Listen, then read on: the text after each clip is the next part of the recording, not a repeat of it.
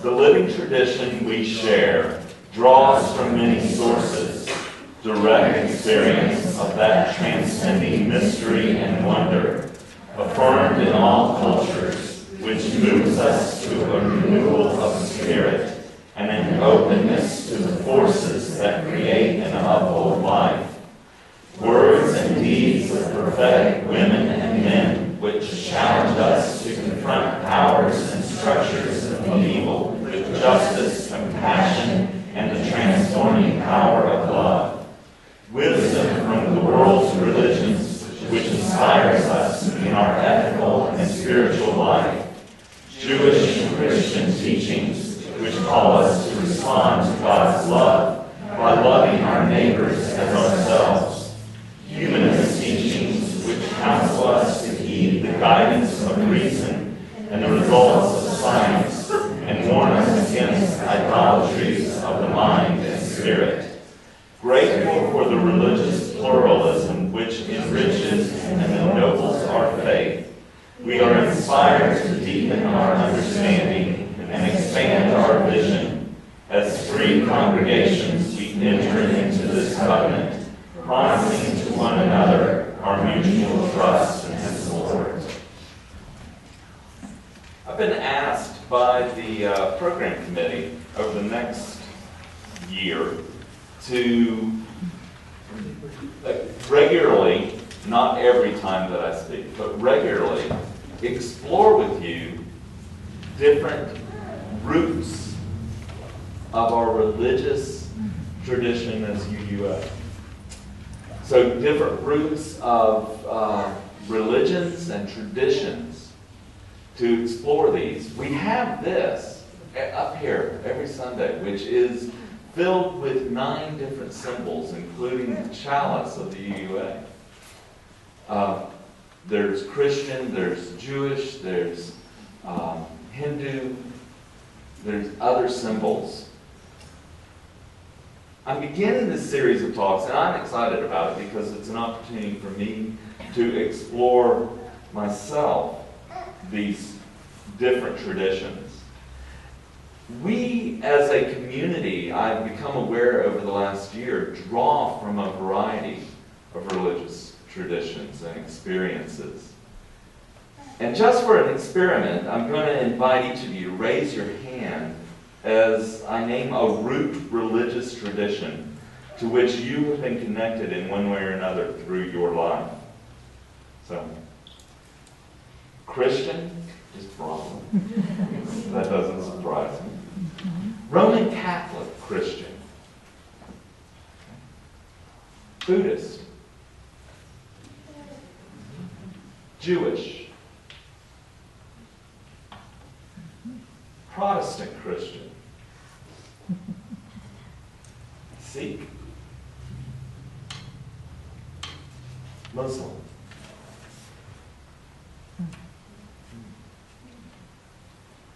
Baha'i.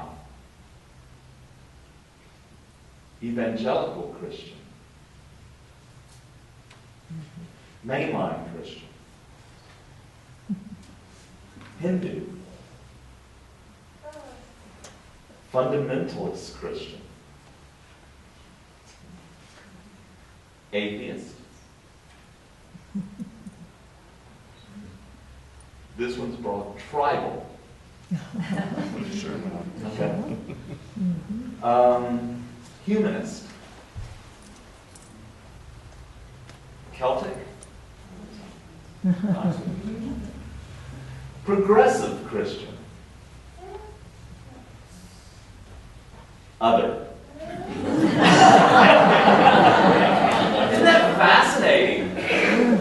That is fascinating. I hope you are also able to look around and see. Coming from all of these places, we seem to be able to relatively coexist in this community.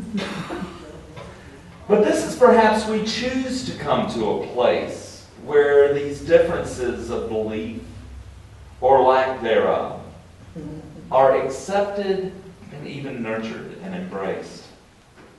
What about in the broader community of Boone, the High Country, the region, the state, the Southeast U.S., the nation, the world. You're perhaps, and it's on the cover of your bulletin, so you're obviously familiar with this bumper sticker. Christian, pagan, Muslim, Jewish, Buddhist, science, reason, humanist, other various religious symbols spelling out the word coexist. I don't have one on my car, but I do have one on my filing cabinet in my office. How many have a bumper sticker or one of these? It's an admittedly simplistic representation of a much more complex concept. But such are bumper stickers. Recently, there was an interesting little hubbub on the right about the rumor that the Boston bombers had hijacked a car with a coexist bumper sticker on it. It was found ironic that the bombing brothers were running around in a car with a message of tolerance on it. Of course, those speaking of this on the Fox News network found this ironic, I think, because they see this bombing and other incidences of extremism as evidence that coexistence is not possible. And this bombing is another proof in their minds of that impossibility.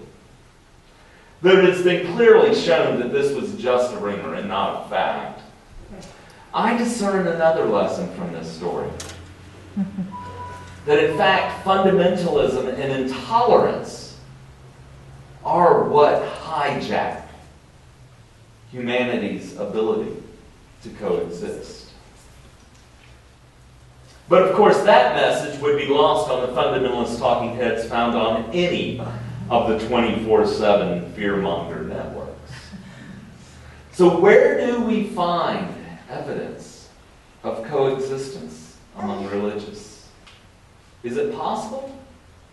Is it a pipe dream? I'm going to brag a little bit. I'm recently back from a 2-week trip with my family to France, Germany, and the Netherlands. It was wonderful.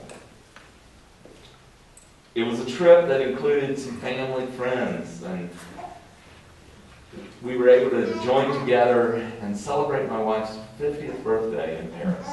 I get points. During the 2 weeks of travel around Northern Europe, we explored many museums, castles, cathedrals. Fascinating. We heard and attempted to speak a variety of languages, my wife doing better than any of us. We ate a variety of foods, including those from cultures from around the world. In the Netherlands, you soon come to realize that the best food comes from the countries they were once imperially possessive of. The Indonesian and the other foods are the best food in the Netherlands. We walked the streets that have been lined with shops since the Roman era. We saw monuments and heard history bearing witness to violence and battles over the centuries. And Karen and I were also able with friends to visit battlefields, graveyards, and monuments that bear witness to much more recent events on the shores of Normandy.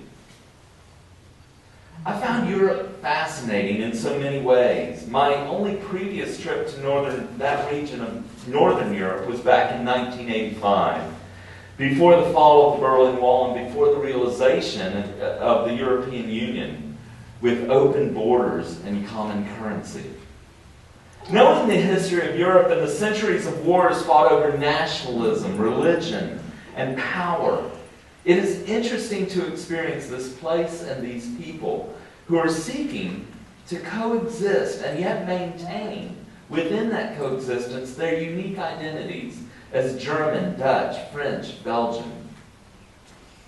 Throw into this mix a broad spectrum of immigrants from throughout the world.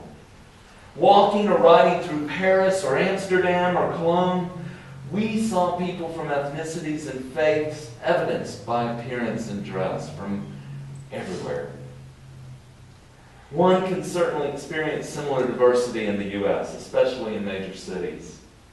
But I found it all the more striking to experience this coexistence of such diversity in the midst of these historic locales that throughout history, and even in relative recent history, have witnessed great violence, death, and destruction based on oppression of, the removal of, and often the killing of those who are different because of their religious beliefs, culture, ethnicity, or race. I'm certainly not saying that Europe has found the solution to living in peaceful coexistence. Even while we were there, we saw protests on behalf of one cause or another. It is clear that there is a dynamic tension in the European Union, and certainly those who would like to see the borders of national, cultural, or religious identity rise up and wall things off clear once again. But then again, in Europe, it is a very short trip from anywhere to a museum or a monument, which can be seen as a testament to the tyranny of being right. As Unitarian Universalists, we gather in our diversity. Nothing in our governance or understanding requires us to denounce any of our previous roots of belief. In this community, we gather on common ground and maintain our unique set of beliefs or lack thereof. The hymn book we use draws from various religious and traditional sources for the songs and the readings. Our religious education program teaches a variety of religions. We gather and celebrate this diversity because we really don't know what's absolutely right, and we can't dominate others with our rightness. UUs are kind of like the European Union of the religious world, I think. We share a common currency, and we have very open borders. Here in the high country and in the southern U.S. generally, it is much more difficult to find the diversity of religious belief that is so easily encountered in the cities of Europe, or even in the American Northeast, Megalopolis, or other places around the country. In Boone, we now have a Jewish temple, which I celebrate. But we have no mosque.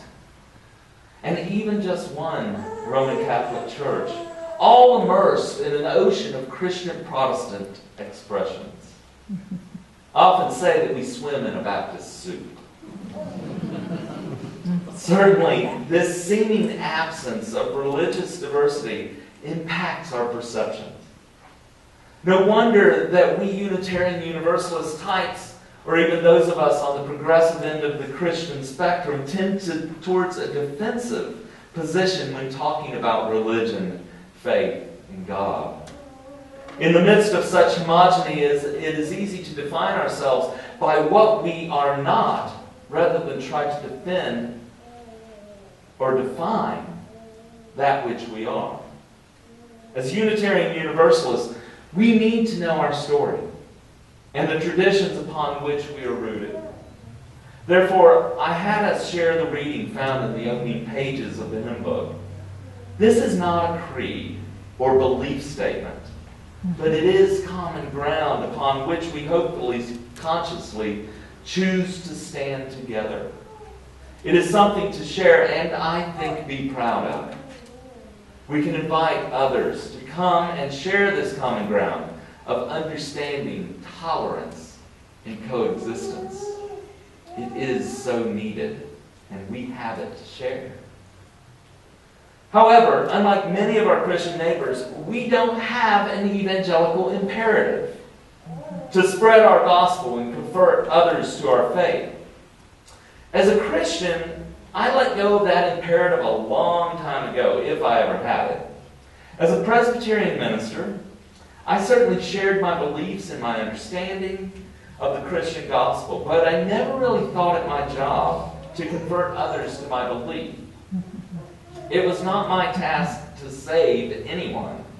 It was my role to follow in the way of Jesus, whatever that means. If others find this life appealing and seek to follow Jesus, then so be it. If they choose to follow another way or no way at all, so be it. On the 7-hour flight back from Europe, I watched 3 movies. It was nice. I had one of those not 24-hour days, but with the change in time, a 32-hour day. So I considered 6 hours of watching movies free time. I can do math too. Not well. The movie I enjoyed most was Life of Pi. I don't know if you've seen it or have read the book. I encourage you to see it. It is a beautiful, beautiful movie, even on a little screen on your back of your chair. This beautiful movie is based on the book of the same title and tells the story of a boy, Pi, from India, who was shipwrecked as a young man in the Pacific on a lifeboat with an adult Bengal tiger. It is also the story of a person who embodies, I think, religious coexistence.